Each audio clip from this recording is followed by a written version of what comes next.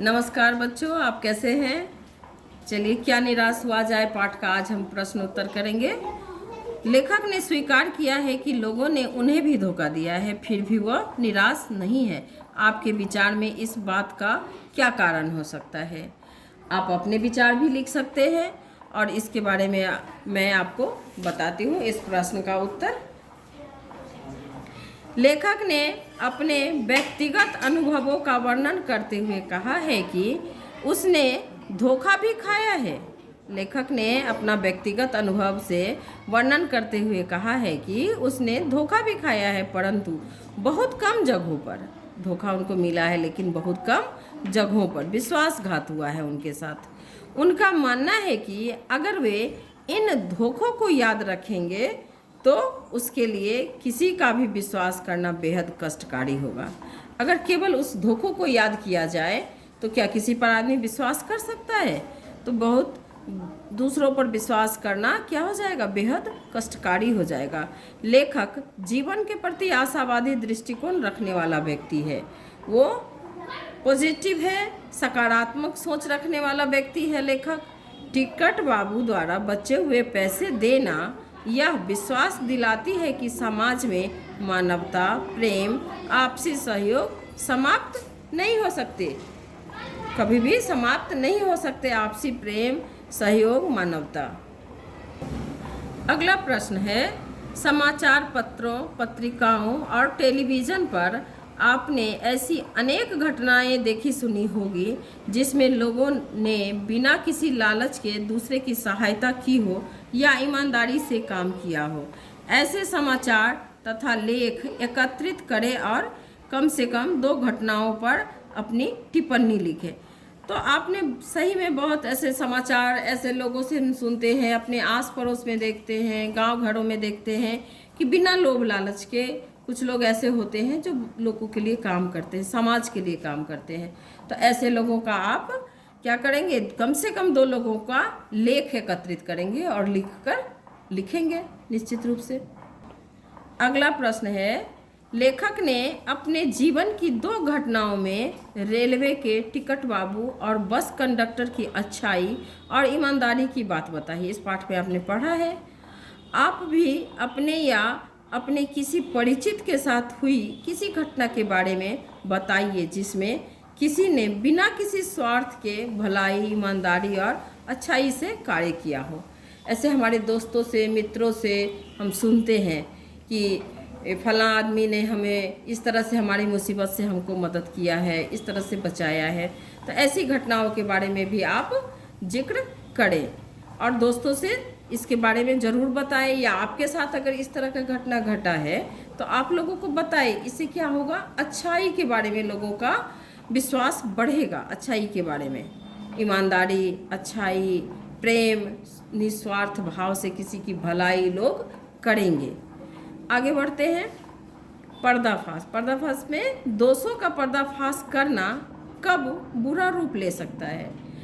देखते हैं हम बराबर टीवी के समाचार में ऐसा देखते हैं कि अगर कोई ऐसा बुरा घटना घट गया है, किसी के साथ विश्वासघात हुआ है या कहीं किसी ने बहुत बड़ा घपला कर दिया है, उसी समाचार को बार बार, उसके दोषों को बार बार दिखाया जाता है।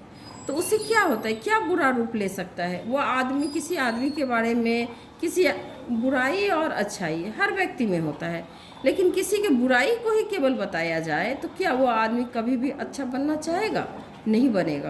तो उसकी अच्छाइयों को भी बताइए। केवल बुराई बताएंगे तो वो बुराई के दिशा में बढ़ता जाएगा। अच्छाई को भी बताएंगे तो हो सकता है कि उसको अच्छाई अच्छा लग जाए और आगे भी अच्छा बने, समाज को अच्छा रूप बनकर दिखाए। अगला प्रश्न है, आजकल के बहुत से समाचार पत्र या समाचार चैनल दोषों का पर्दाफाश कर रहे हैं। इस प्रकार के समाचारों और कार्यक्रमों की सार्थकता पर तर्क सहित विचार लिखिए। क्या आपके विचार में ये सही है कि ऐसा दोषों का पर्दाफाश करना चाहिए। अगर बार बार हम दोषों का पर्दाफाश करेंगे, समाचार पत्र की बिक्री बढ़ जाएगी, समाचार चैनल का टीआरपी बढ़ जाएगा, लोग उसके चैनल को अधिक से अधिक देखेंगे, पसंद करेंगे। लेकिन समाज में इससे क्या होगा, समाज में इसका अच्छा प्रभाव पड़ सकता है। आप सोचिए, आप बच्चे अगर इस तरह के कार्यक्रमों को केवल आपको दिखाया जाए तो आपके दिमाग में भी केवल ऐसी ही बातें घूमती रहेगी। तो इस तरह के कार्यक्रमों पे रोक लगाया जाए, कम किया जाए, दिखाया जाए, लेकिन उसके सुधार का भी उपाय बताया जाए। तो इस तरह के कार्यक्रम हमारे समाज को अच्छी तरफ, अच्छी दिशा नहीं देता है। अच्छी दिशा के लिए केवल पर्दाफाश कार्यक्रम जरूरी नहीं है। हमारे अच्छाइयों को समाज में प्रस्तुत किया जाए ताकि बच्चे देखें, लोग देखें, समाज पॉजिटिव रहे, अच्छी सोच, सकारात्मक सोच से भरा रहे, हमारा समाज अच्छा निर्माण हो, अच्छे समाज का। अगला है कारण बताइए। निम्नलिखित के संभावित परिणाम क्या क्या हो सकते हैं, आपस में चर्चा कीजिए। आप बच्चे आपस में चर्चा कर सकते हैं। जैसे ईमानदारी को मूर्खता का पर्याय समझा जाने लगा है। जैसे कोई आदमी बहुत ईमानदार होता है तो अधिकतर लोग समाज में उसको मूर्ख या बेवकूफ़ समझ लेते हैं कि अरे ये तो बहुत बेवकूफ़ है, इसके सामने तो ये मौका था, ये चुरा सकता था, ये इसका चीज़ छीन सकता था, इसे बेईमानी कर सकता था, धनी हो जाता। तो ईमानदार लोगों को अक्सर समाज में क्या मूर्ख का पर्याय कहा जाता है। परिणाम भ्रष्टाचार बढ़ेगा या घटेगा? अगर उसको मूर्ख का पर्याय कहा जाएगा किसी ईमानदार व्यक्ति को, तो इसका परिणाम क्या होगा? हमारे समाज में भ्रष्टाचार बढ़ेगा या घटेगा? ये आप आपस में विचार करेंगे।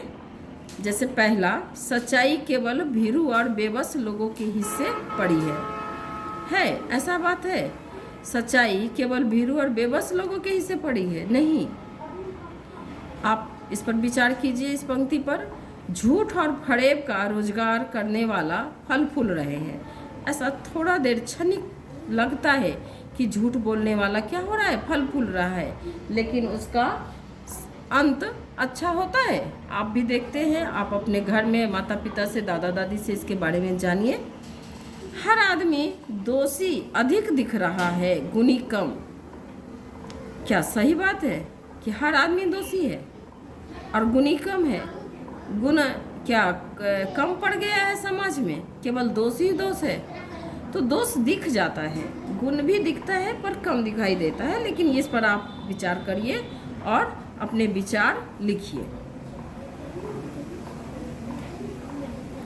दो लेखक और बस यात्रा। आपने इस लेख में एक बस की यात्रा के बारे में पढ़ा। इससे पहले भी आप एक बस यात्रा के बारे में पढ़ चुके हैं। यदि दोनों बस यात्राओं के लेखक आपस में मिलते, एक दूसरे को कौन कौन सी बातें बताते?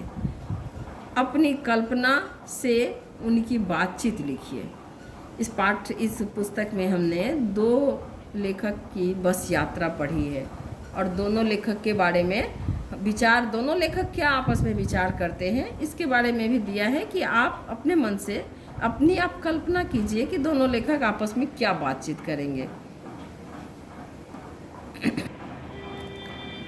और इस तरह के पाठ को समझने के लिए, प्रश्न उत्तर जानने के लिए, इस पाठ के एक एक बात को समझने के लिए आगे अगर आप हमारा वीडियो देखना चाहते हैं तो हमारे चैनल को सब्सक्राइब करिए, वीडियो को लाइक कीजिए और अगर इसमें क्या आपको समझना है उसको आप कमेंट बॉक्स में लिखिए। मैं इसके आगे इसका वीडियो भी बनाऊंगी।